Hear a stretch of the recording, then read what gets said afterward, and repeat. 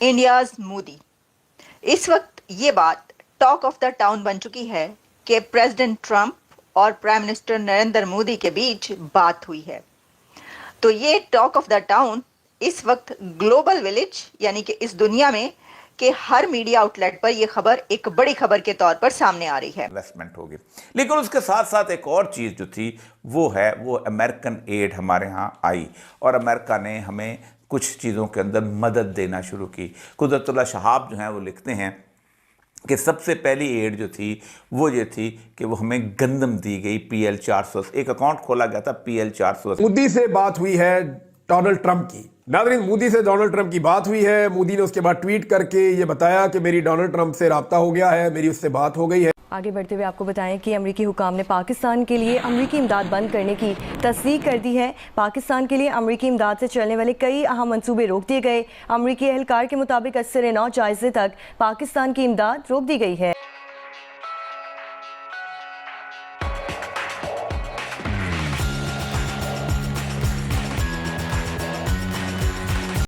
जिसमें हम उसकी पेमेंट करते थे रुपयों के अंदर, और वो रुपए जो थे वो उसके बाद बहुत बड़ी कंट्रोवर्सी चली कि वो अमेरिका जो था वो रुपए चूँकि उसको अकाउंट में मिल जाते थे तो जहाँ बहुत सारे अपने एजेंटों को यहीं उनको पैसे दे दिया करता था। मैं इसलिए कह रहा हूँ कि आज तकरीबन 1951 से लेके अब तक 65-66 साल की इस पूरे के पूरे अरसे के अंदर पहली दफ़ा ऐसा हुआ है कि अमेरिका की जो इमदाद है वो मुकम्मल तौर पर रुक गई है।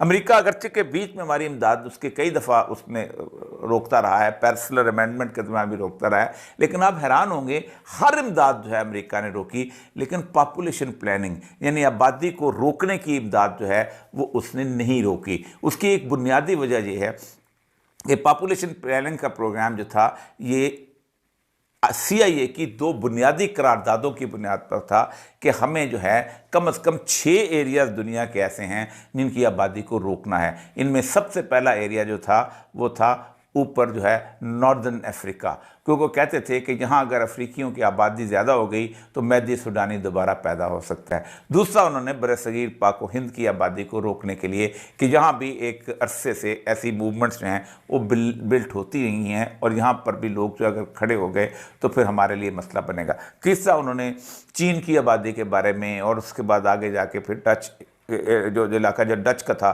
जिसमें वो इंडोनेशिया और मलेशिया उसकी तो वो उसकी कभी रोकी नहीं उन्होंने, लेकिन बाकी इमदाद आती। इस वक्त डोनाल्ड ट्रंप ने जो फैसला किया है कि पाकिस्तान की इमदाद रोकी जा सकती है, USAID का प्रोजेक्ट वह उसमें पहले ये है कि 1960 से लेकर 2002 तक तकरीबन 73.1 billion in overseas development assistance में 73 अरब डॉलर।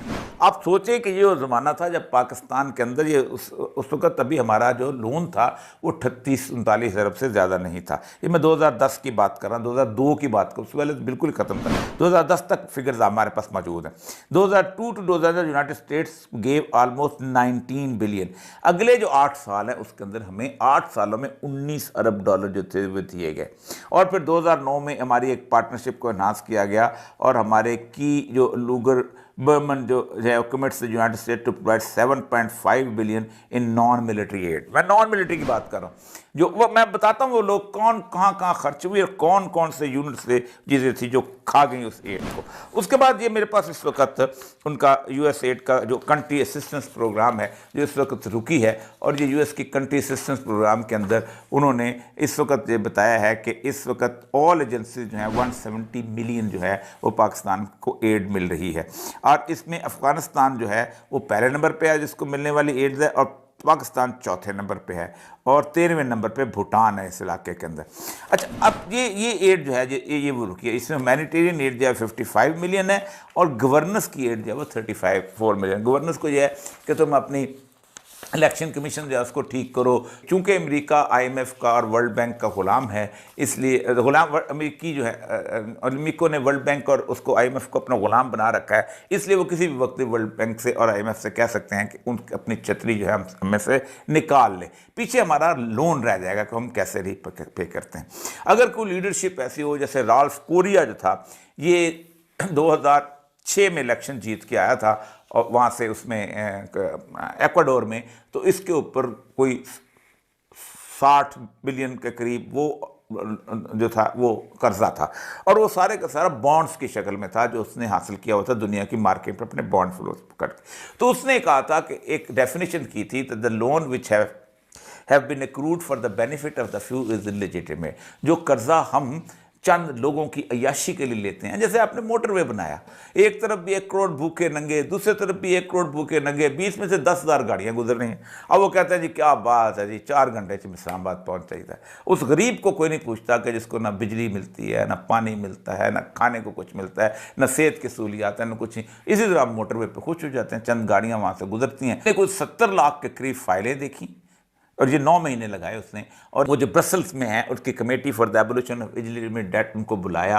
और उन तरह एजुकेशन इंस्टीट्यूशन बेशुमार ऐसे हैं कि जिनको मैं नाम नहीं लेना चाहता, जिनको बाकायदा यूरोप से आती है, अमेरिका से एड आती है, और उस एड के तहत उनको बाकायदा यहाँ पर, और वो कोई मिशनरी लेवल पे आ जाती है किसी और जगह। अब इस वक्त वो सिस्टम्स बंद कर दी गई है।